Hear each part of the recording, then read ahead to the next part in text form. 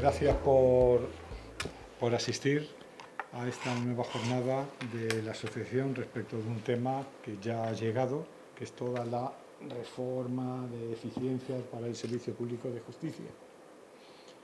Yo antes de dar voz os quería comentar un poco un tema así como para que también los que faltan por llegar lleguen. Es que a partir de mayo la asociación va a hacer todos los meses, va a dar una conferencia sobre un tema de interés de la profesión de nuestra actividad de los peritos. Mayo, junio, septiembre, octubre y noviembre. Habrá de arquitectura, de economía, del mundo laboral y la darán, por supuesto, otros miembros de nuestra asociación. ¿Vale? Ya recibiréis la información para que podáis asistir. También es cierto que van a ser ponencias abiertas al público y por internet, ¿vale? Con lo cual se va a poder asistir, pues, todo el que desee por ese medio podrán asistir. Por tanto, ya dentro de poco recibiréis noticias de ello. La realidad que las ponencias, yo he sido un poco el que he estado en el tema, dirigiendo un poco el tema, y las ponencias son todas fantásticas y muy provocadoras, como ahora se dice. Bueno, pues oye, vamos a empezar. Hoy de nuevo hemos solicitado a Isabel López García Nieto que nos introduzca o nos lleve, nos presente la nueva legislación que ya se aplica. Y ella, como sabéis, es letrada de violencia de género número 3. Sí. Antes estaba, creo que en el 5, el 6. Y cubría suplencia, ¿no? En uno de contencioso, y ahora pues se ha centrado. Yo la realidad que ya viniendo por acá, yo ya tengo preparadas 2 preguntas para ella, porque el tema que se nos viene y que se va a exponer creo que es bastante interesante. Y creo que a lo mejor marcará el día de mañana un futuro dentro de, digamos, del mundo judicial en el que nosotros estamos inmersos y no podemos desconocer. Te doy la palabra y adelante. Bueno, en primer lugar quiero agradecer a la Asociación de Peritos de Madrid que hayan contado conmigo de nuevo, que se hayan arriesgado a contar conmigo, porque en este caso esta ley es más complicada que la que expuse la otra vez. Muchos de ustedes ya estuvieron en la anterior ponencia y me alegro de verles nuevamente. Espero que pueda iluminar un poquito de lo que entendemos los jueces y letrados de la Administración de Justicia que va a significar esta ley para nosotros. Hablaba José Granados de provocador. Provocador es esta ley. Esta ley es muy provocadora. Es una ley que te transmite una cierta perplejidad, ¿no? Cuando la estudias, y además la estudias detenidamente, ves que los contenidos son muy variados, ¿no?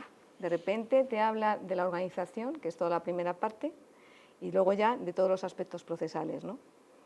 Pero es que junto a estas materias mezcla otras materias que no tienen nada que ver. Habla de incluso en las reformas de la ley electoral, ¿no? Entonces es una ley que tiene muchos términos que necesita ser interpretada por el Tribunal Supremo, desde luego, en muchos de los artículos que crean nuevos términos jurídicos, y que va a ser interpretada además de manera distinta por todos los profesionales. Hablando con Francisco, con José, antes de iniciar esta charla, yo soy acostumbrada a leer todos los días, bueno, aparte del Boletín Oficial del Estado, que les recomiendo que los lean todos porque las reformas que van a venir en los sucesivos son importantísimas a nivel jurídico y de la estructura organizativa. Leo también la revista La Ley, que nos la dan a todos los magistrados y tenemos acceso a los artículos, tanto los letrados como los magistrados. Y hoy se publicaba un artículo que no me ha dejado indiferente, ¿no? Criticando sobre todo los medios de mediación, los famosos MACs. Era publicado por un catedrático de la Complutense que se llama Jesús María González García. Se lo recomiendo porque así como hay grandes defensores de esta ley y piensan que con esta ley va a ser una panacea y todo se va a solucionar y los tribunales ya vamos a quitarnos de trabajo, los órganos judiciales, todo el atasco judicial va a desaparecer, pues hay completamente posiciones opuestas. concretamente la de este catedrático, ¿no? Que cuando acabas de leer su artículo pues tiemblas un poco, ¿no? Está en contra totalmente de los MACs, ¿no? De los medios que hay ahora de adecuación de solución de conflictos. La ley se divide en dos partes, tiene dos títulos. Bueno, luego tiene también varias disposiciones transitorias, concretamente tiene 8 disposiciones adicionales, 14 transitorias, una disposición derogatoria y 38 disposiciones finales. Los dos títulos, el título 1 tiene solamente un artículo, habla toda la reforma, ¿no? De toda la reforma que se hace en la ley orgánica respecto a lo que nos viene encima, porque ya no vamos a ser juzgados, vamos a ser secciones. O sea, yo no voy a estar ahora, hoy estaría mal dicho, perdóname José, pero ya no voy a ser titular del Juzgado de Violencia número 6 de Madrid, sino que seré titular de la sección sexta del Tribunal de Instancia de Violencia. Entonces, el tema no es que solamente se nos cambie el nombre, es que además nos vienen muchas modificaciones distintas, ¿no? He hecho 2 PowerPoint, uno centrándome en la organización y otro centrándome en lo que más les puede afectar a ustedes, ¿no? A los peritos. Entonces, empezaré hablando de la primera parte, que es la organización, ¿no? Que es el título primero. Bien. El título primero lleva por rúbrica las medidas de eficiencia organizativa del sector público de justicia para la implantación de los tribunales de instancia y las oficinas de justicia en los municipios. Reestructura la organización de los tribunales. Y el título segundo se ocupa de las medidas de materia de eficiencia procesal del servicio público de justicia, impulsa cambios procesales vinculados con instrumentos alternativos de solución de conflictos, mediación de arbitraje. Lo primero que tengo que decir también es que es una ley que no se lee en un día, ni en 2, ni en 3. Yo solamente en el preámbulo de la ley tardé en leerlo todo un día, porque es un preámbulo muy largo, es un preámbulo que si lo quieres masticar bien necesita mucho estudio, y luego los artículos siguientes ya ni les cuento, ¿no? Yo, aunque la he leído ya y la he repasado varias veces, es difícil de entender cómo se va a llevar a práctica toda esta organización, ¿vale? La entrada en vigor de la ley viene indicada en la disposición final 38ª, ¿vale? La presente ley entrará en vigor a los 3 meses de su publicación en el Boletín Oficial del Estado, es decir, desde el día 3 de este mes la ley ha entrado en vigor, Pero ocurre que no toda la ley ha entrado en vigor a los 3 meses. El título 1, que es todo referente a la organización, ya entró en vigor a los 20 días de su publicación. La disposición adicional primera sí lo decía. La disposición transitoria primera octava y la disposición final sexta de la presente ley entrarán en vigor a los 20 días. Es toda la materia organizativa. La atribución de competencias en materia de violencia sexual, esto me incumbe mucho a mí en mi juzgado de violencia 6. Ahora 3, porque toda esa materia va a entrar en vigor a los 9 meses. Es decir, somos los últimos en entrar en vigor. La atribución de competencias en materia de violencia sexual a los juzgados de violencia sobre la mujer, prevista en el apartado 28 del artículo 1, junto con otra serie de modificaciones que no vamos a entrar en ellos, que son la de la fiscal y de gratuita, entrará en vigor a los 9 meses de su publicación en el Boletín Oficial del Estado. Es decir, el 3 de octubre entrará en vigor toda la materia de violencia de género. Ha ido por 3 fases, ¿de acuerdo? Luego hay unas fechas que hay que tener en cuenta también. La disposición final 34ª y la 35. Se tiene que reglamentar todo esto, ¿de acuerdo? Y entonces dice la disposición 34 que se va a ver un establecimiento reglamentario de la fecha de efectividad de la modificación parcial del anexo 1 de la ley 38/98, que como todos ustedes saben es la ley de planta y demarcación judicial, ¿vale? Dentro del año siguiente a la entrada en vigor de esta ley se establecerá reglamentariamente la fecha de efectividad de las modificaciones parcial del anexo 1 de la ley de planta. Es decir, tenemos un año en el que se va a ver toda la serie de estructuras nuevas de los juzgados, ¿no? Y además tenemos un plazo de 6 meses en el que habrá también otro reglamento para todo el tema de la oficina judicial. Hoy hablaba con una persona que está en el Ministerio de Justicia y digo, oye, ¿cómo van los avances? ¿Me puedes dar información? Porque tenemos esta tarde la charla de los peritos. Y dice, va rapidísimo. Digo, pues es que estamos todos muy preocupados de si esto se puede llevar a efecto. No solamente la entrada en vigor cuando habéis propuesto, sino efectivamente si va a haber todo tipo si las oficinas judiciales van a estar ya también, porque claro, para crear lo que pretende la ley necesitas una estructura que sea totalmente diferente a la que hay ahora. Nosotros ahora tenemos un juzgado en el que yo estoy en el despacho, perdón por ponerme yo delante, la magistrada está en otro despacho y luego tenemos una oficina judicial, en caso, por ejemplo, de violencia, compuesta por 13 funcionarios. Pero en contencioso tenía solamente 6 funcionarios, o en menores ahora tengo una plantilla también de unos 14 o 15 funcionarios en ejecución. Entonces siempre hay un despacho de juez, un despacho de secretario, letrado de la Administración de Justicia y una oficina judicial. Si esta estructura se va a cambiar y ya no va a haber funcionarios que están inscritos a un juzgado, necesitamos también que los juzgados, la arquitectura, se cambie.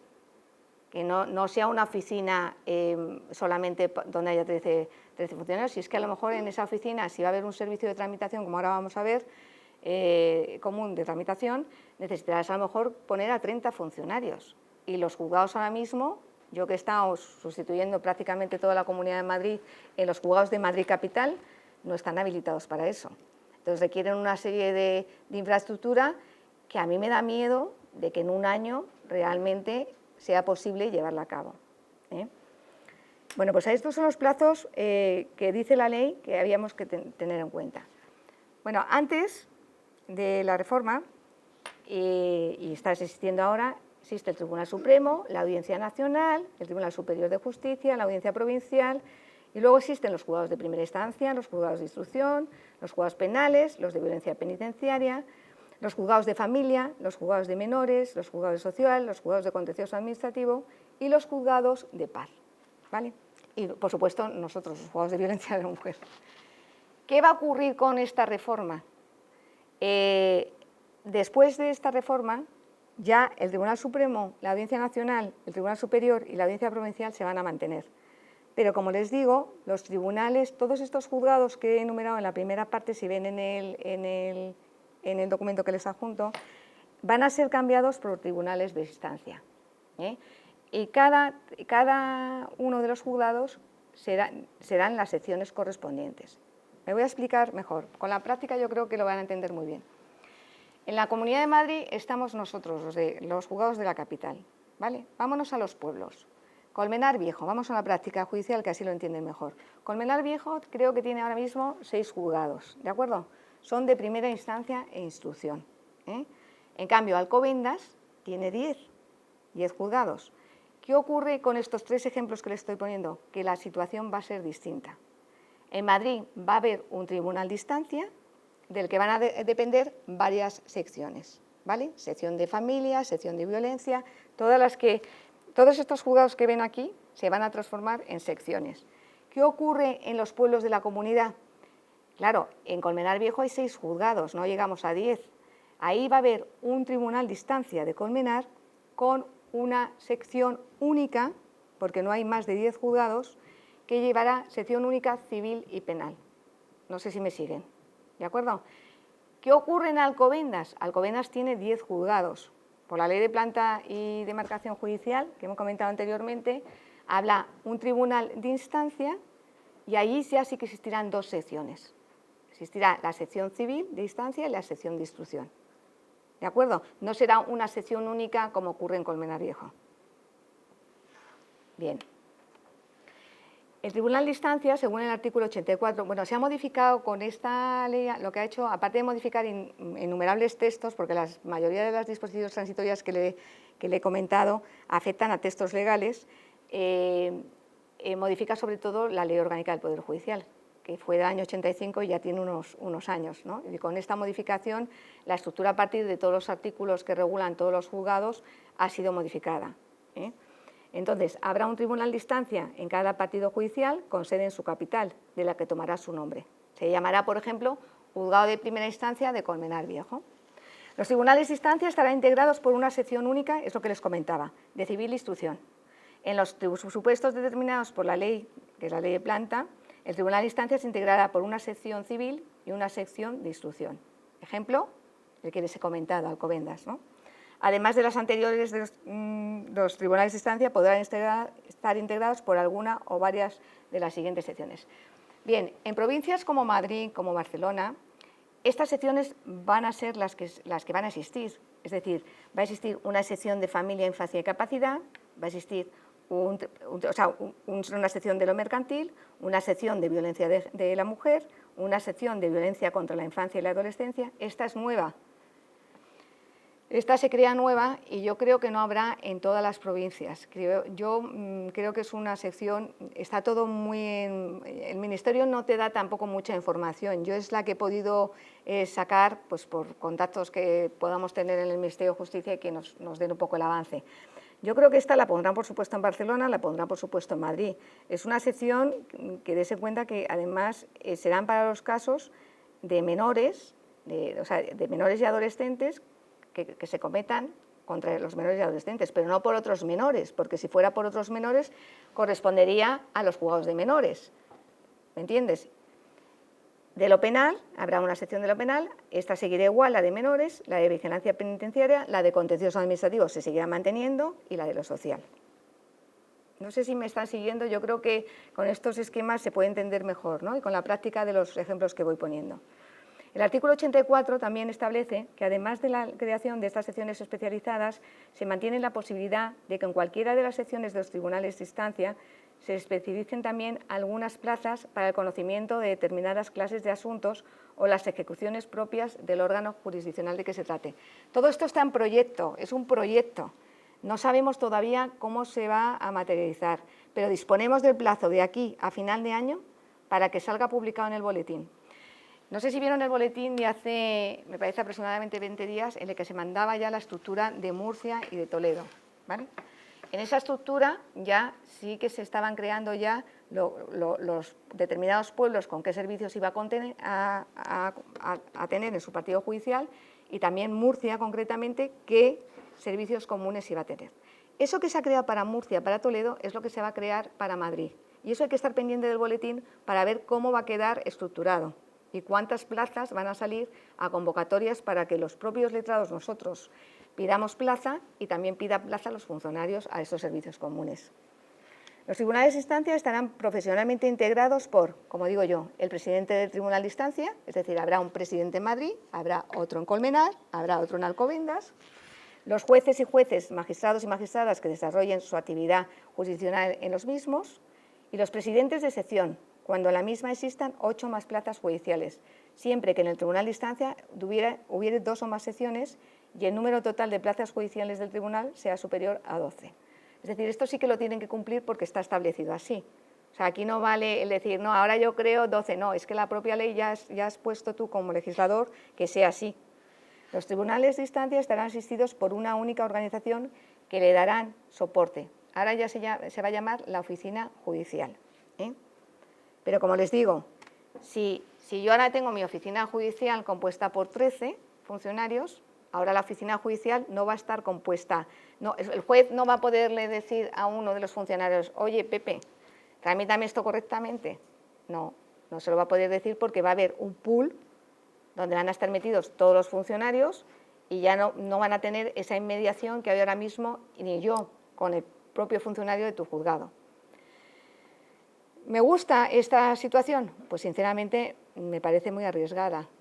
Me parece muy arriesgada. Yo como profesional que llevo 33 años de directiva de una oficina judicial, es muy arriesgado. Cuando un funcionario comete un error, tú puedes decirle al funcionario, oye, esto está mal, esto está tal, pero cuando son tantos los que van a estar en el pool, se nos va a diluir un poco las funciones, ¿no?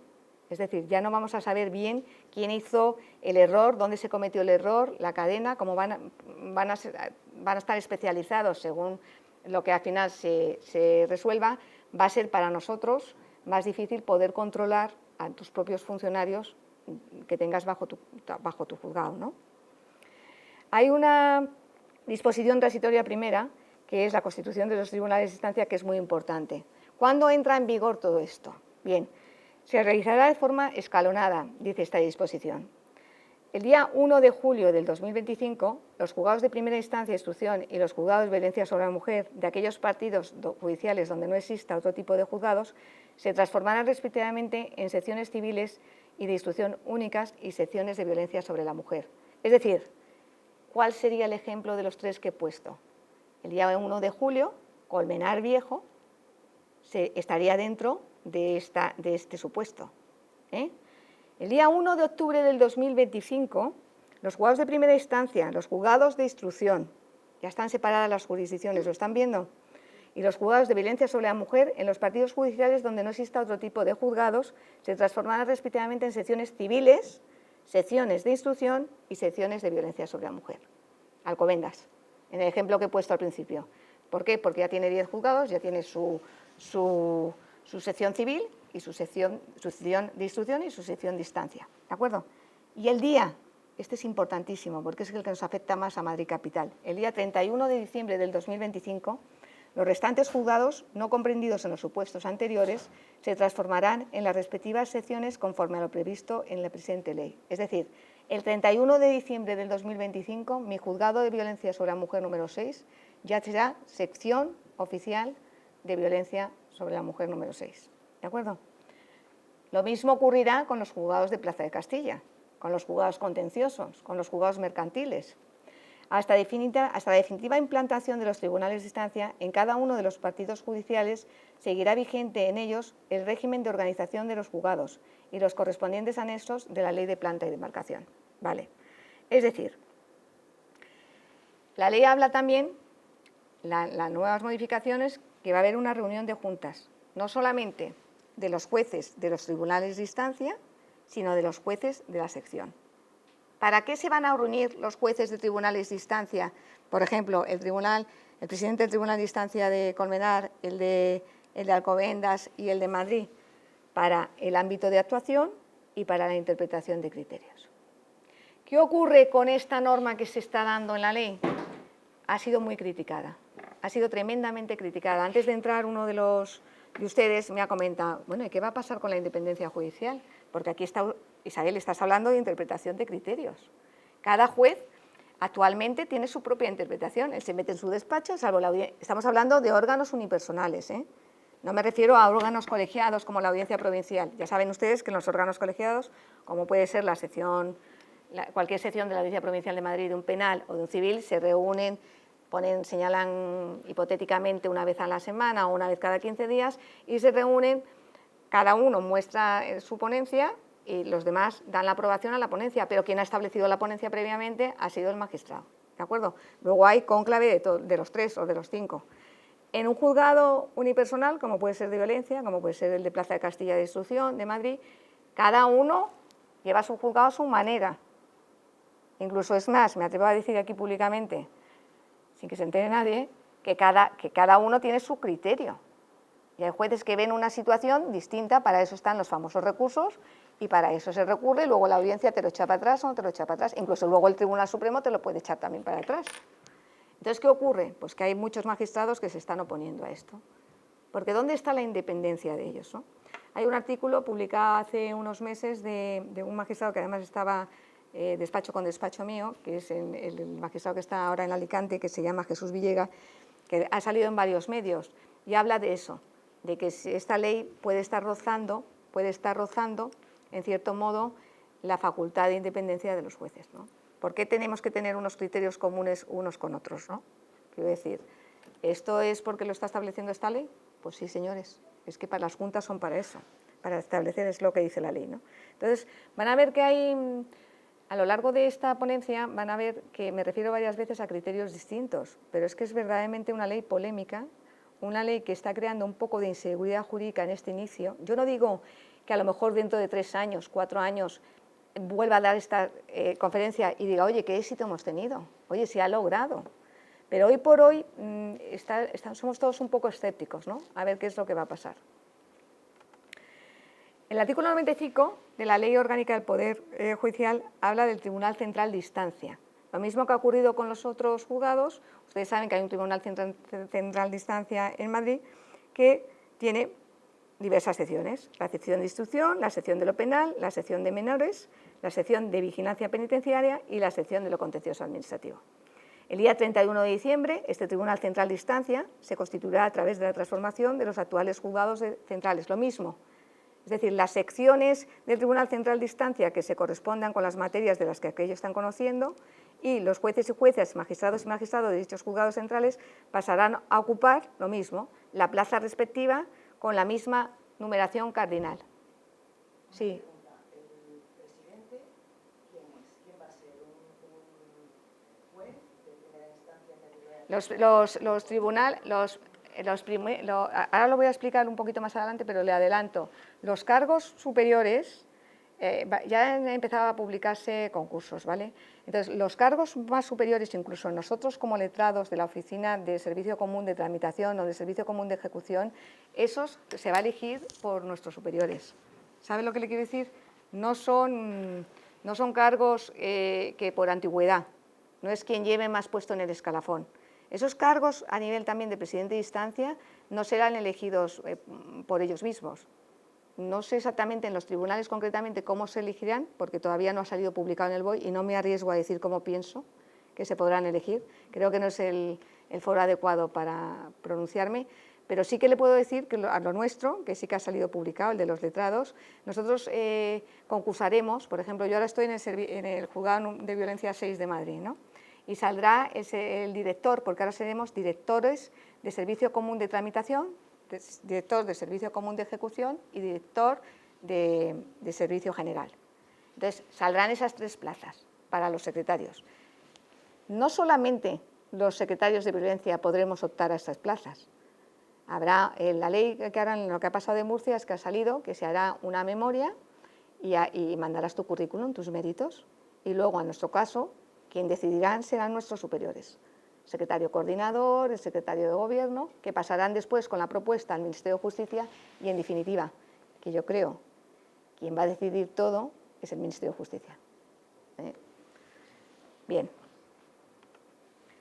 Que si estoy en contra yo de eso, miren, es muy duro que cuando llevas toda la vida en violencia de género, yo desde que salió la ley estoy con la materia de violencia, considero que estoy especializada en violencia, independientemente que haya actuado en otros tribunales.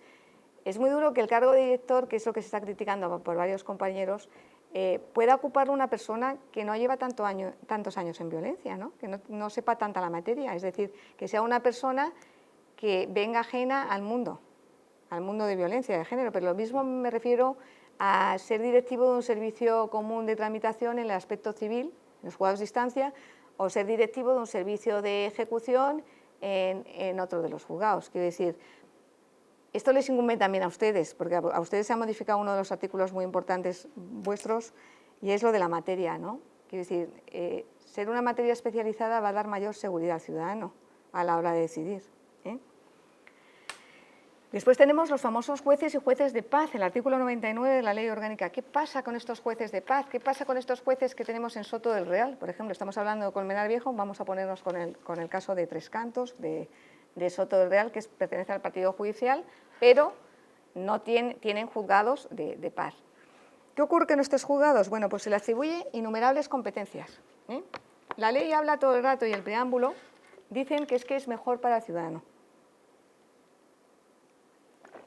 Que es mejor para el ciudadano y que se va a como es la ley de eficiencia, lo que se busca es la eficiencia procesal y jurídica, que lo que se va a intentar es que el ciudadano tenga menos inconvenientes para acceder a la justicia.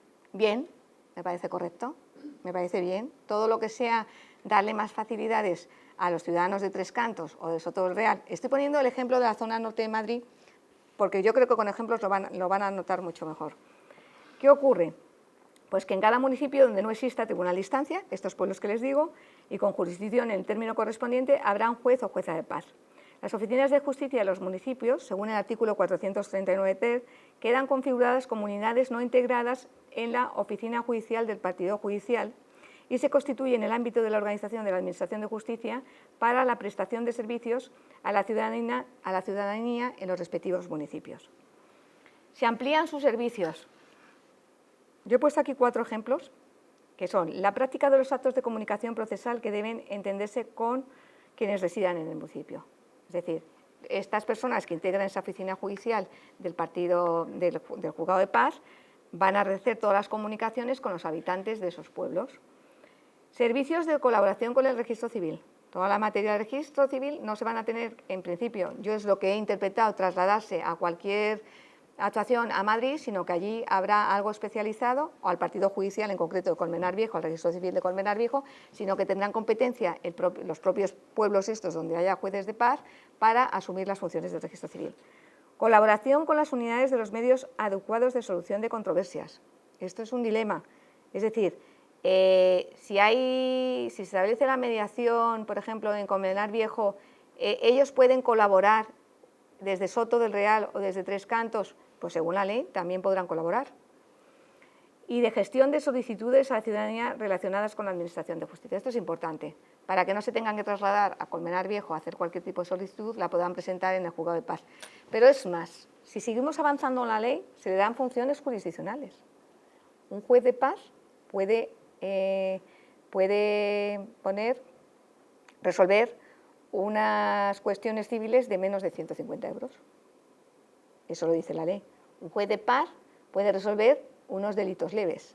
Ojo, me estoy hablando de delitos leves. Yo me imagino que cuando la ley le ha dado esa capacidad para que el juez de paz resuelva eso, le está dando materia muy concreta. No estamos un delito leve que la pena ya es bastante superior, sino vamos a los inferiores. Insultos, unas vejaciones. Yo creo que eso sí que lo podría resolver un juez de paz, ¿no? Se tiene que concretar más. La disposición transitoria sexta dice que en la fecha de constitución prevista en cada tribunal de instancia, para cada tribunal de instancia, los juzgados de paz se transformarán en oficinas de justicia de los municipios. A ver, si me han cogido la idea. Si yo transformo Colmenar Viejo, el tribunal de primera instancia, lo transformo, hemos quedado que Colmenar Viejo entraría en vigor el 1 de julio, ¿no? Si lo transformo el 1 de julio, ¿qué ocurre con el juzgado de paz de Tres Cantos y según esta disposición?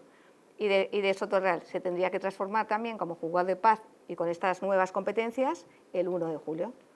¿Me siguen? Alcobendas. Alcobendas hemos quedado que era el 3 de octubre. Si yo transformo el octubre el juzgado ya en tribunal de primera instancia, los pueblos que tengan juzgados de paz de alrededor se transformarán también en esa fecha en las nuevas oficinas asumiendo las competencias. ¿De acuerdo? Artículo 436 de la Ley Orgánica del Poder Judicial. La ley es muy amplia, ¿eh? Yo estoy centrándome en lo que considero que es más útil para todos ustedes, ¿de acuerdo? No voy a entrar meticulosamente en todas las funciones que se van a desarrollar por los juzgados mercantiles, por los juzgados contenciosos, por los juzgados civiles. Creo que no es el objeto de esta charla. El objeto de esta charla es centrarme sobre todo en la nueva estructura y luego en el juicio verbal y en los aspectos más que le pueden afectar a ustedes. Entonces, el artículo 436 yo creo que sí que es muy importante que lo sepan. Mire, la implantación de la oficina judicial será simultánea a los de los tribunales de instancia. La oficina judicial se desarrollará a través de los servicios comunes, que comprenderán los servicios comunes de tramitación y, en su caso, aquellos otros servicios comunes que se determinen. Bien. El artículo 437 habla de que se va a ver servicios comunes de tramitación, ¿de acuerdo? Que son los que llevarán toda la tramitación, toda la ordenación del procedimiento. Y el artículo 438 de la Ley Orgánica habla de otros servicios comunes que la ley determine.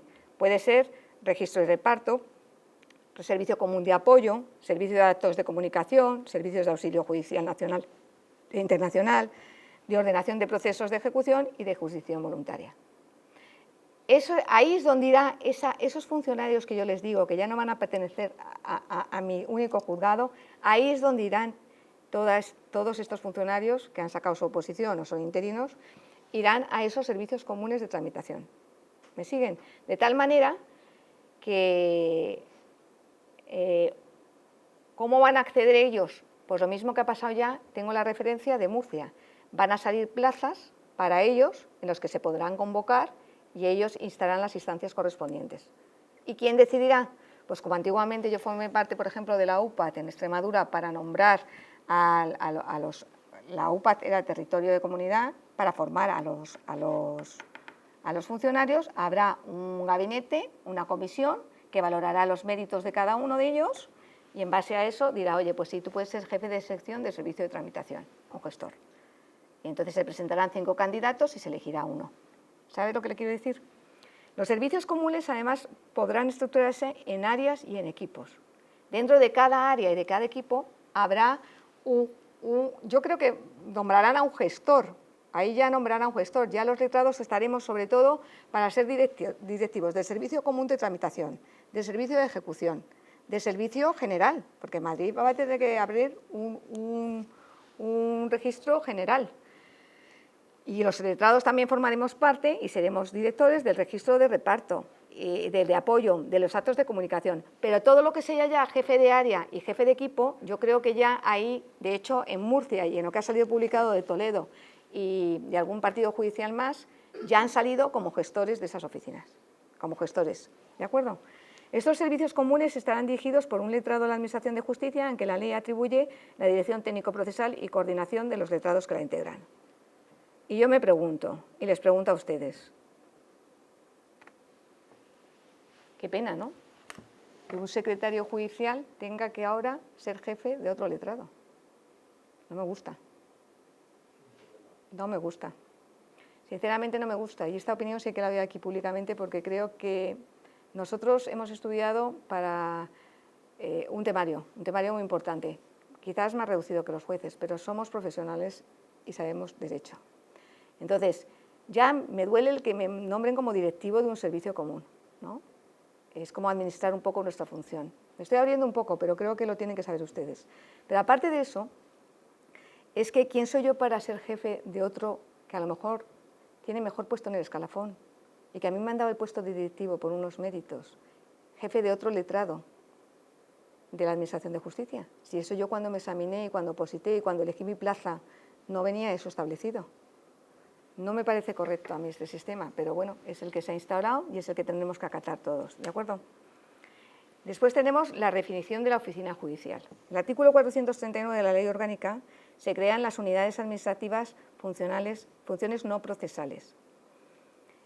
Puede haber estas unidades administrativas, igual no sé si ustedes conocen un poco la estructura de cómo funciona ahora, pero nosotros, por ejemplo, en violencia tenemos una unidad administrativa que es Civitas, de tal manera que todo el tema de horario, ahora están poniendo inspectores para ver si se cumple el horario de las personas en las guardias, todo el tema de la oficina judicial lo lleva Civitas, todo el tema de concursos de entre ellos, de tomas de cese de posesión y tal, lo lleva una oficina que es Civitas, ¿vale? Pues ahora va a haber una unidad administrativa no solamente de Civitas, sino otra que regule todos los medios informáticos, todos los medios tecnológicos y los medios materiales. Bien, y puede haber también prestación de servicios de medios adecuados de solución de controversias.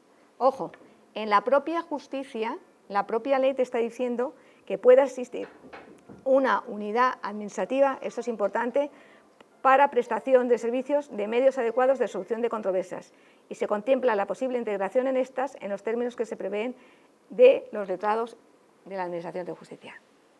Yo me pregunto, ¿esto que estoy leyendo la ley quiere decir que yo puedo formar parte como letrado de esa unidad administrativa? Yo entiendo claramente que sí, que yo puedo formar parte de ese grupo de letrados dentro de los servicios de medios de adecuación de solución de conflictos, de la famosa mediación y de la famosa conciliación. Bueno, ahora centrándonos un poco en el tema del juicio verbal, que es la segunda parte de la ponencia, aparte de entrar luego ya un poco al tema de los peritos judiciales, está regulado en el artículo 438 de la Ley de Enjuiciamiento Civil. Cuando yo vine la otra vez les expliqué la reforma, recuerdan algunos de ustedes, del Real Decreto que entró en vigor en marzo del 24, el Real Decreto 6/23, y en ellos ya se había reformado parte del juicio verbal, es decir, allí se crearon el apartado 5, creo recordar, el apartado 6, el apartado 7 y el apartado 8. ¿Qué ha hecho esta ley? Ha vuelto a modificar el juicio verbal, y ha modificado el apartado 8 y ha creado dos apartados más, el 9 y el 10. Es importante porque el verbal afecta a todas las jurisdicciones. Se tramita por verbal un montón de procedimientos que afectan no solamente a la materia civil. Tú te vas a contencioso y también puede ir un tema verbal y ahí lo tendrás que ver también. En esa ley que yo les explicaba en la otra ponencia, al explicarles la ley 6/23 de 19 de diciembre, que también aprobaba medidas urgentes del Plan de Recuperación y Transformación y Residencia del Sector Público de la Justicia, les hablaba de que se habían creado unas medidas de eficiencia procesal al servicio público. Esos artículos que yo les dije que se habían modificado, que es concretamente el 438, esos apartados hacían referencia, creo recordar que también lo conté, a los temas de desahucio. No es cuestión de entrar ahora porque no es objeto de esta ponencia, pero se modificaba también el apartado 8. Se modificaba el artículo 250, esto es simplemente una pincelada que doy para que recuerden ustedes. Se modificaban el tema de las condiciones generales de contratación que pueden ir ya por el juicio verbal, o el tema de las juntas de propietario siempre que versen exclusivamente sobre reclamaciones de propiedad, que estábamos hablando justo antes de entrar de esto, eso puede ir por juicio verbal, o incluso la división de cosa común, eso ya puede ir todo por verbal porque lo modificó el decreto 6/23. Y se decidirán también que vayan por juicio verbal y aquí se amplió la cuantía de 6.000 a 15.000 euros. ¿Bien? Y además se añadió un artículo que era el procedimiento de testigo. ¿Vale? ¿Qué ha hecho esta nueva ley? Ha cambiado totalmente ese artículo, ese apartado 8 ha sido modificado nuevamente. ¿Qué busca la ley? Pues si antes era directamente, tú metías la demanda, interponías la demanda, pasaba a la otra parte, contestaba, podía reconvenir o no, ya saben los casos de reconvención que había, estaban estipulados. Luego ya directamente señalabas a vista y ya se celebraba la vista. ¿Qué ha ocurrido? Que ahora el procedimiento que se prefiere es escrito. Es decir, se intenta suprimir vistas judiciales. ¿Cómo se va a hacer esto? Con el procedimiento que indica el artículo 438, apartado 8. Se vuelve a modificar ese apartado, en el sentido de que ahora, efectivamente, el LAG, nosotros admitimos la demanda. Damos traslado a la otra parte para que conteste, ¿de acuerdo? Y una vez contestada en el plazo de 10 días, hay 5 días comunes a las partes para proposición de prueba. Bien, en esa proposición de prueba se puede solicitar incluso respuestas escritas a las personas jurídicas y la actora luego puede realizar alegaciones a las excepciones. Posteriormente, en un plazo de 3 días, las partes pueden impugnar. Ahora les plantearé porque yo tengo una duda respecto a esos 3 días, porque la ley no dice y el secretario judicial dictará diligencia de ordenación dando impulso procesal para que la parte en 3 días pueda impugnarlo. ¿Desde cuándo se cuentan? ¿No? Eso no lo dice la ley, o sea, son cosas y reflexiones que, claro, el abogado tendrá que interpretar. Si no dice la ley, yo desde luego no me voy a arriesgar a meter escrito después de 3 días. Yo si fuera letrado impugnaría inmediatamente, porque aunque no me den traslado, la ley te dice 3 días. Entonces, ¿qué se puede impugnar? Que la copia no corresponde con el original o que la prueba es impertinente, ilícita o impugna la documental.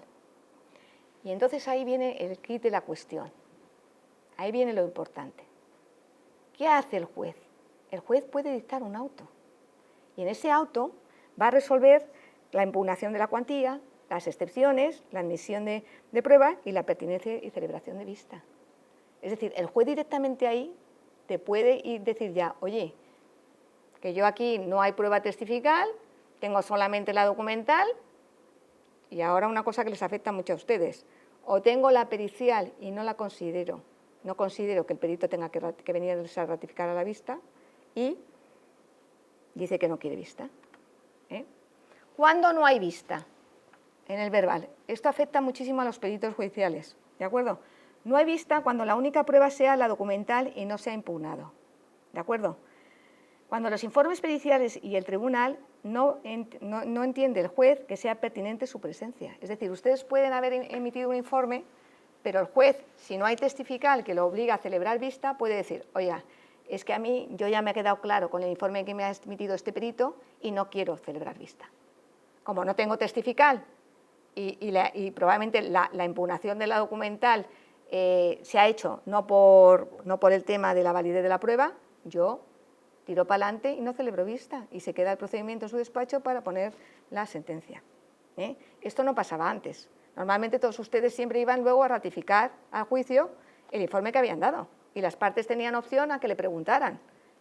Ahora ya directamente eso se ha suprimido para todos ustedes. Si el juez considera que no hay prueba testifical y que solamente piden la pericial y ya considera él que con la pericial ya es suficiente, lo que le han puesto en el escrito, en el informe de ustedes, ya no es necesario acudir a la vista si así lo decide. Declara concluso el juez por auto y contra ese auto el abogado puede recurrir en reposición. Hay una novedad muy importante y es la sentencia oral del artículo 210.3 de la Ley de Enjuiciamiento Civil. Bien. Bueno, antes de nada tengo que decir que hay una disposición transitoria, la 9ª, que indica, claro, todo esto cuándo entrará en vigor, porque claro, si yo tengo procedimientos que ya los tengo iniciados, el juez, pregunta que yo haría si estuviera sentada ahí, ¿el juez a mí también me puede decir ahora en un procedimiento que yo tengo iniciado que no voy a comparecer en juicio? ¿Me siguen? Porque ya está con la ley nueva. No, vamos a ver. Esto es para los procedimientos, eso es lo que dice la disposición transitoria 9ª, esto es para los procedimientos que entren en vigor, a partir de la entrada en vigor que yo he dicho del 3 de este mes. Es decir, todos los procedimientos que se siguen en el juzgado se deberán tramitar conforme al establecimiento anterior. Los que entran en vigor ahora, los que ahora usted mete la demanda en el juzgado, son estos los que van a tramitar con aplicación de esto. Pero hay un artículo, que es una disposición 210, que se ve modificado. ¿En qué sentido? Que si bien la regla general es esa, el 210.3 y la disposición transitoria 9ª te permite que si no ha llegado a la vista, pueda no señalarla. Y te dice, se expresará en la sentencia oral, el artículo 210 establece pretensiones de las partes, las pruebas propuestas y practicadas, los hechos probados en su caso, los fundamentos legales y las normas jurídicas aplicadas. Después hará una redacción escrita de la sentencia, se le notificará a las partes y empezará a recurrir. Si no se recurre la sentencia, ya se declara firme, ¿de acuerdo? Y decreta la firmeza. ¿Puede un juez dictar una sentencia oral en un verbal de un procedimiento anterior a la entrada en vigor, fecha 3 de abril, de la ley nueva? Sí, lo permite la disposición transitoria 9ª. Ya la puede dictar oralmente, ¿de acuerdo? Las dudas interpretativas que me origina a mí esta ley y este apartado del juicio verbal. La primera duda es el cómputo de plazo para presentar las impugnaciones a las que se refieren los artículos 280, 83, 87 y 427, que son cuando yo he dicho que se pueden impugnar porque son las pruebas impertinentes, inútiles, ¿no?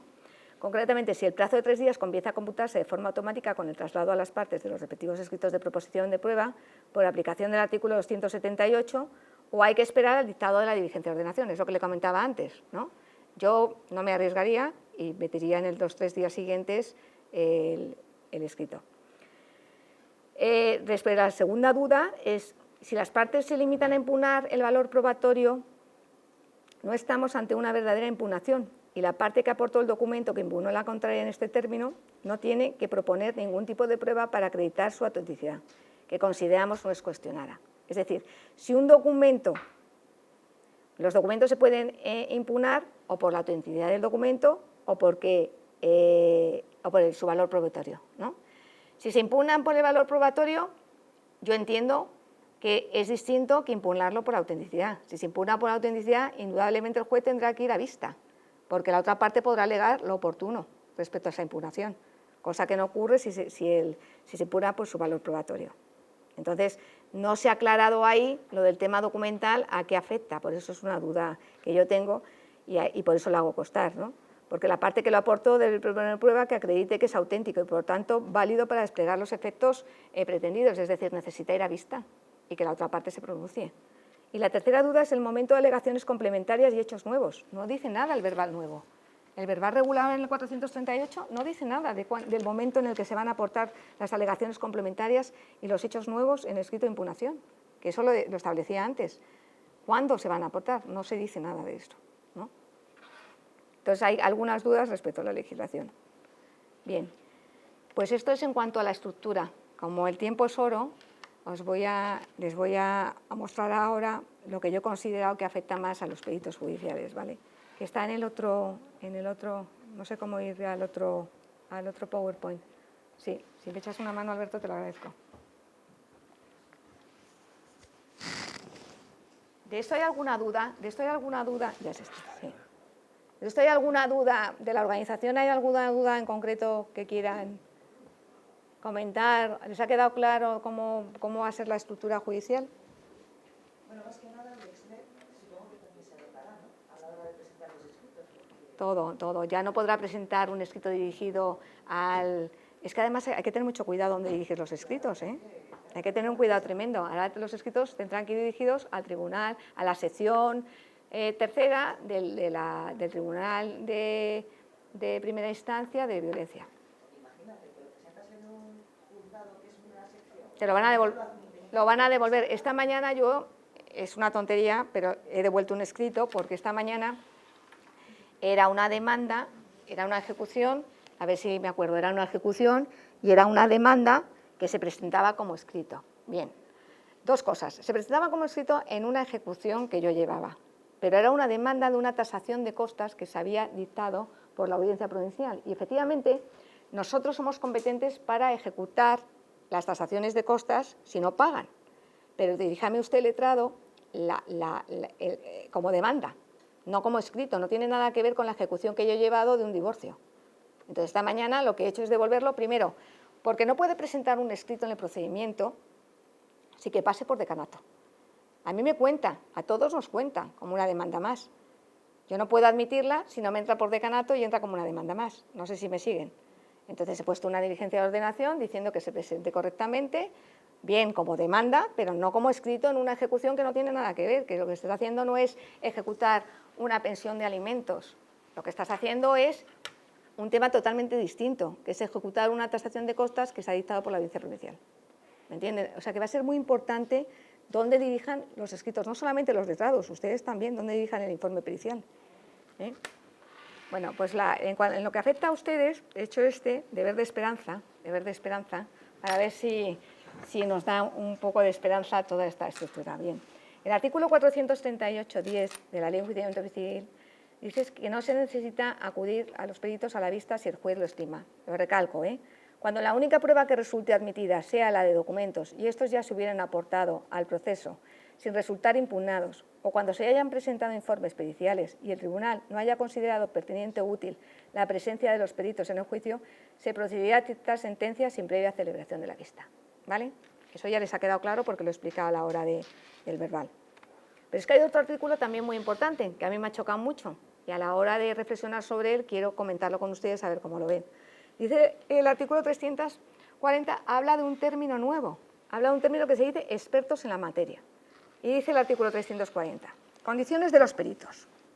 Los peritos deberán poseer el título oficial que corresponda a la materia objeto del dictamen y a la naturaleza de éste, y ser acreditados expertos en la materia. Ojo, recalco, y ser acreditados expertos en la materia, que es lo que modifica esta ley. Si se tratara de materias que no estén comprendidas en títulos profesionales oficiales, habrán de ser nombrados entre personas entendidas en aquellas materias. Y yo me pregunto, y le pregunto a ustedes, a ver si ustedes me pueden dar un poco de luz, ¿cómo se acredita expertos en la materia? Y pongo a continuación mi reflexión. Indudablemente, la jurisprudencia es la que va a tener que decir qué se entiende por expertos en la materia. ¿A qué se va a referir? ¿A la antigüedad? Un momento, ¿a la antigüedad de profesión de todos ustedes? ¿O quizás se refiere al número de trabajos realizados? Mi modesta opinión, que es muy humilde, porque de peritos sé lo que viene en las leyes, no trabajo como perito, trabajo como letrada de la Administración de Justicia. Yo quizás, cuando habla de esto, de expertos en la materia, tiene que ser gente que efectivamente lleve años ejerciendo en su propia materia. Lleve años en la materia. Para mí, expertos en la materia es práctica en la materia. Un perito que haya practicado en el área de su disciplina, para mí, dispondrá de mayores conocimientos prácticos, ¿no?, que otro que no lo haya hecho. Si el perito tiene práctica en la materia, transmitirá mucha más seguridad, convicción, fuerza y credibilidad en su informe, respetando además su imparcialidad, que es fundamental en los peritos. Si yo fuera juez, desde luego lo que más me caracteriza de un perito sería la imparcialidad. O sea, un perito tiene que ser imparcialidad, aunque le haya propuesto la parte. O sea, es que eso es fundamental. Y además no se centrará en temas secundarios. Al ser un perito experto en la materia, no se alejará de estos puntos claves que viene la controversia. Muchas veces cuando yo viene un perito a familia, por ejemplo, en procedimientos de familia, hay veces que me hace dudar porque es que empieza a dar vueltas a otra serie de cuestiones que no es la materia, el eje principal de la controversia que se está decidiendo allí. ¿Sabe lo que le quiero decir? Y respetando plenamente su función porque trabajo con ustedes. Pero yo creo que expertos en la materia para mí es esto. No sé, al final será también la jurisprudencia la que decida que se considera experto en la materia, ¿no? Y ahora tenemos un problema muy polémico, que es el de las costas procesales. Bien, la ley ha reformado todo el tema de las costas procesales, que les afectan a ustedes. Yo entiendo que mucho. ¿Por qué? Porque ya no hay indebidas y excesivas, ya hay una tercera categoría. Bien, saben ustedes que los medios de mediación, los MACs, es obligatorio en el juicio verbal, ahora por ley, acudir, en los juicios civiles, perdón, y mercantiles, que me he equivocado, es obligatorio acudir a estos medios de adecuación de solución de controversias antes de meter una demanda. Bien, estos MACs, es que la regulación es completamente confusa, discúlpenme, porque da un montón de posibilidades de que ese servicio de mediación, o vamos a hablar más rigurosamente conciliación, se le otorgan a infinidad de asociaciones, a infinidad de personas. Yo misma puedo hacer una conciliación. Es decir, la estructura, o se desarrolla reglamentariamente esto un poco más, o nos vemos todos con criterios totalmente dispares.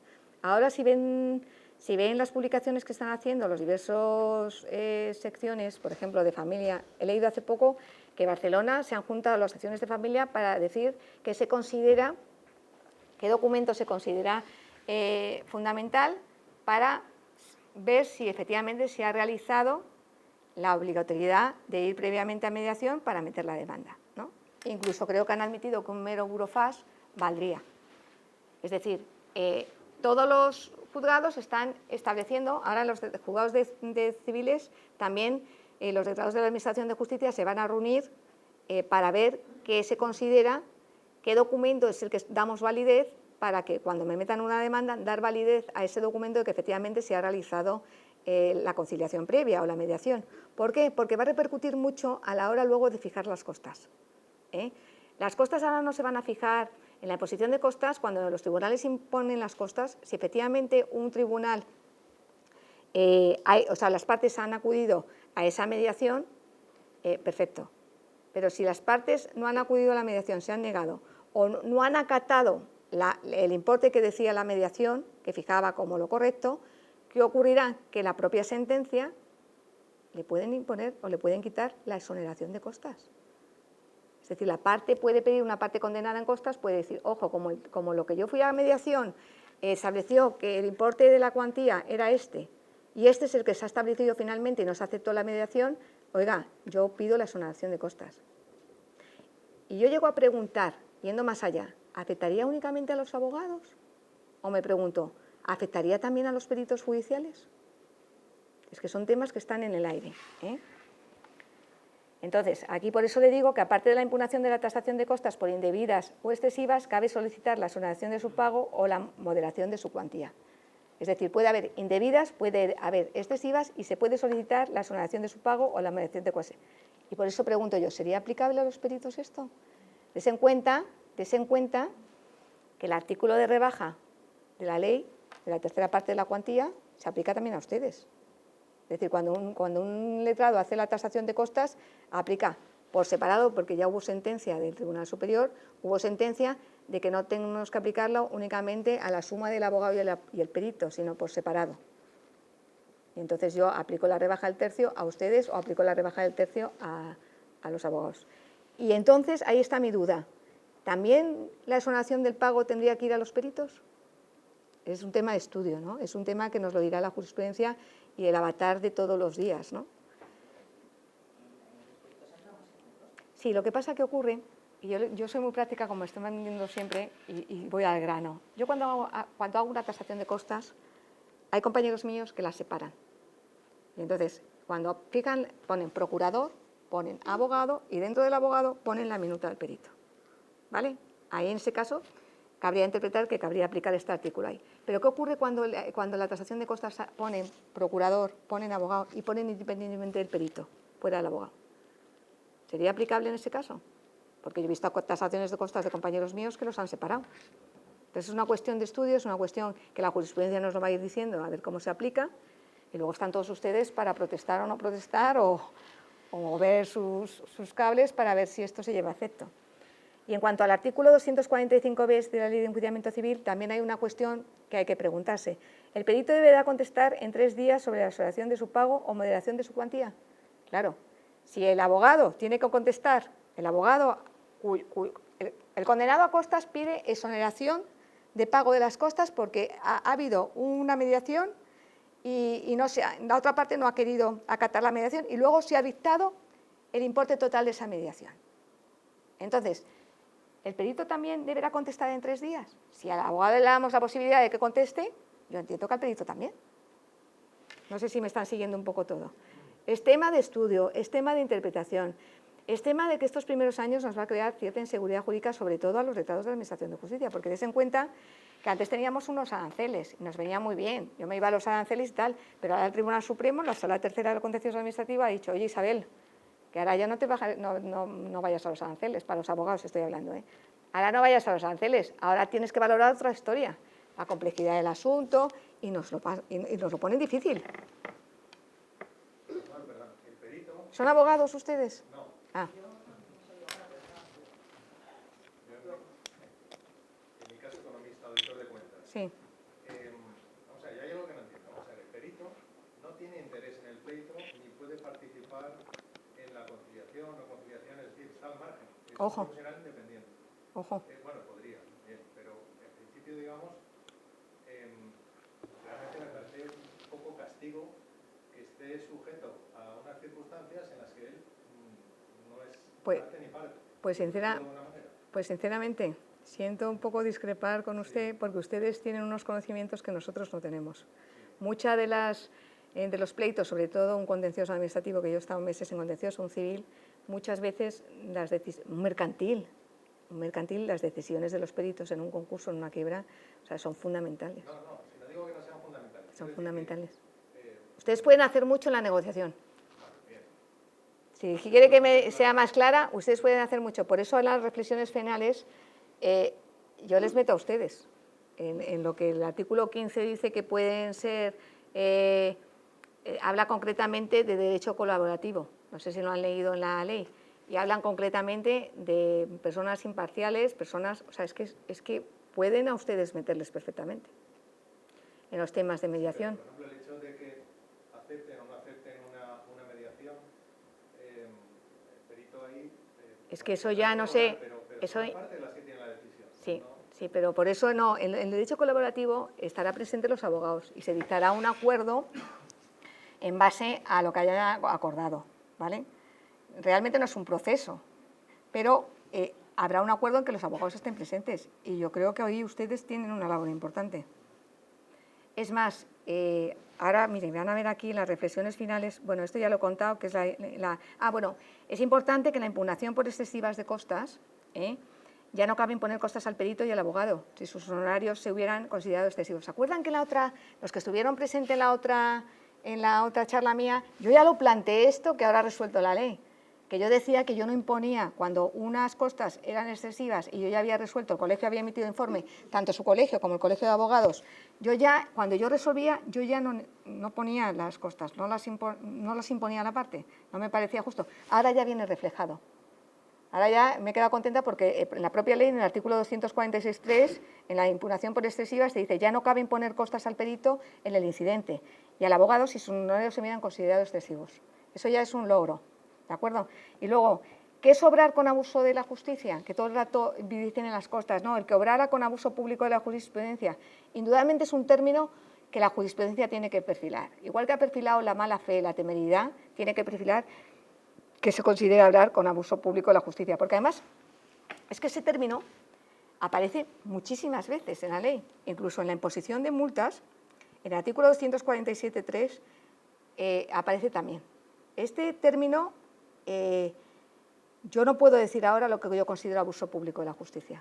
Yo creo que tiene que ser la jurisprudencia, el Tribunal Supremo, quien delimite este término. Y además, las consecuencias del abuso público de la justicia son muy fuertes, porque están afectando a las costas, a importes muy elevados muchas veces. Perdone, aquí se ha dicho, si he entendido bien, que para el tema de las costas, si un acuerdo de mediación de las partes no lo acata o no lo cumple, entonces no es el de... Mire, En el artículo 246.4 es el que trata este tema que usted me está preguntando. Se puede desestimar la impugnación o se puede estimar total o parcialmente la impugnación, ¿vale? Si el que impugna la tasación de costas, todo esto viene reflejado aquí, por indebida, se impondrán las costas del incidente la parte impugnante si hubiera obrado con abuso del servicio público de justicia. Fíjese qué fuerte es este término que tiene que sentar la jurisprudencia. Es que hablamos de mucho dinero. En cambio, si fuera el perito letrado que impune la tasación de costas para que se incluyan gastos que considera debidamente justificados y no se acepta esa inclusión por el LAC, se le impondrán siempre las costas del incidente. Pero es que en mediación las partes no apartan de la otra, no una o no quiere, se levanta la mediación y se va, pero es una persona que firma una mediación es que está de acuerdo. Ahí vamos a tener, ahí vamos a... el cumplimiento del acuerdo de mediación, pero no que una de las partes... Pues pues como tú vas a llevar al procedimiento, la parte va a llevar el acuerdo que se ha mediado, ahí está el problema, que si el acuerdo que se ha mediado es lo que finalmente no ha acatado la parte que ha sido condenada en costas, no sé si me sigue, pero se le puede exonerar de las costas. Porque han llegado a un acuerdo y no lo ha cumplido, pero una persona que se levanta una mediación, se levanta y punto, y está en su derecho. Sí, yo estoy con usted, yo ahí estoy con usted, tú no puedes obligar a nadie a cumplir un acuerdo, porque ¿dónde está la garantía de la libertad de todos nosotros? Pero... Es una mediación, la mediación es voluntaria, de hecho la grandeza de una mediación es la voluntariedad. No, pero no, ahí está equivocada, porque ahora la ley te obliga que para meter una demanda en un procedimiento civil y en uno mercantil tienes que ir a mediación, cosa que no ocurre en determinadas materias. Por ejemplo... La sesión inicial no es una mediación tal cual, que antes era la famosa sesión informativa del artículo 17 de la ley mercantil y mercantil. Es una sesión inicial... Sí, la ley 12. Pero la ley establece esto, yo no puedo ir en contra de lo que establece la ley. Pues la ley dice eso, y dice que si se estima total o parcialmente la impugnación, se impondrán siempre al perito, a la parte que defienda el abogado, cuyos honorarios se consideren excesivos o indebidos. Es decir, la importancia de aceptar o no una mediación va a influir muchísimo en las costas procesales. Por ejemplo, en la mediación se propone una cuantía monetaria para indemnizar una de las partes. Por ejemplo, 10.000 euros. 10.000 euros para que indemnice A a B. Y finalmente se dicta sentencia y se dice que A tiene que indemnizar a B, pero no con 10.000, sino con 8.000. Pues ahí incluso estaríamos en la exoneración de costas, no en la bajada. Yo creo que sí. Yo creo que sí. Bueno, estamos hablando de dos términos muy distintos. Estamos hablando de una conciliación y una mediación que no tienen nada que ver, ¿eh? La conciliación, el artículo 15 donde yo creo que deben estar ustedes es en conciliación, el artículo 15. No tiene nada que ver la mediación con la conciliación. Y eso se los puede explicar los que se dediquen a la mediación, porque a mí un día se me ocurrió decir lo mismo que está diciendo usted y me echaron una bronca monumental. Es que usted no conoce que una mediación es distinto que una conciliación. Y digo, pues al final es dictar un acuerdo, ¿no? No, hay que hablar con propiedad y la mediación no tiene nada que ver con la conciliación. Bueno, el artículo 15 efectivamente para ustedes habla de conciliación. Mire, uno de ustedes escribió hace un mes, no recuerdo el nombre, que es una pena, un artículo que a mí me encantó, que es un perito que se dedica a la criminalística y concretamente a la sección de balística, ¿vale? No tengo nombre, si me está escuchando y oye esta grabación, pues nada, enhorabuena por ese artículo. Decía unas reflexiones finales que yo creo que son importantes y que las he hecho aquí, las he hecho constar. Dice, reflexiones sobre futuras medidas a tomar por los juzgados. Bueno, este epígrafe es mío, pero lo otro sí que lo he sacado de ese artículo. El compañero de ustedes decía, con la creación de los tribunales de instancia puede implicar cambios a ustedes. Primero, en la asignación de casos. Puede haber una redistribución en la forma en que se asignen los casos a los peritos. ¿Por qué? Porque ya va a haber pool de funcionarios. ¿Me entienden? Ya no va a ser que el funcionario tal va de tal. No, ya va a haber un pool y a lo mejor hay una sección que se dedica únicamente a resolver temas de peritos dentro de la sección. Dice, se pueden modificar los procedimientos para la solicitud y presentación de peritajes. Hablaba el compañero de ustedes, que es verdad, que puede llegar a afectar a cómo se presenten esos informes suyos. Claro, ustedes cuando presentan un informe lo presentan a un juzgado determinado, que es lo que estábamos hablando antes, y a un procedimiento determinado. Pero ahora si va a haber servicio común de tramitación, porque esto irá al servicio común de tramitación o al servicio común de ejecución, si el perito se le ha pedido un informe en prueba de ejecución, claro, ¿dónde va dirigido? ¿Dónde va dirigido eso? Entonces, por eso el perito decía, se pueden modificar los procedimientos. Luego decía, respecto a la eficiencia de los procesos, decía que a lo mejor se pueden crear plazos más cortos para emitir informes. Con la ley de eficiencia, que todo lo que se busca es que todo esté más rápido, que sea más eficiente, incluso decía que podrían existir modelos de formatos para presentar los peritajes. Yo esto lo he sacado de un compañero de ustedes. Y luego, referente a los más, decía, a los medios adecuados para la resolución de controversias, decía que al ser los peritos imparciales, podría haber oportunidades para que los peritos puedan participar en los procesos de mediación y conciliación. Y ahí es donde voy yo. Incluso los peritos podrán adaptar sus servicios para apoyar estos métodos alternativos de solución de conflictos. Y ahí es donde voy yo. Yo creo que los peritos tienen una labor que creo que se podría utilizar, y sobre todo en el derecho colaborativo que habla el artículo 15, ¿no? Es un medio extraprocesal de solución al conflicto en el que hay un acuerdo, no es un proceso, las partes redactan un acuerdo y luego el tribunal lo aprueba. Pero claro, todo esto está en el aire. Yo estoy hablando por hablar, igualmente que en la otra ponencia dije mis opiniones como estoy dando ahora, pues el tiempo verá si efectivamente hoy he podido decir, oye, qué bien que en las tasaciones de costas impugnadas por excesiva hayan quitado en ese incidente la imposición de un nuevamente de costas. A lo mejor dentro de 3 años les doy otra charla y digo, oiga, qué bien, aquello que les dije yo se ha hecho efectivo.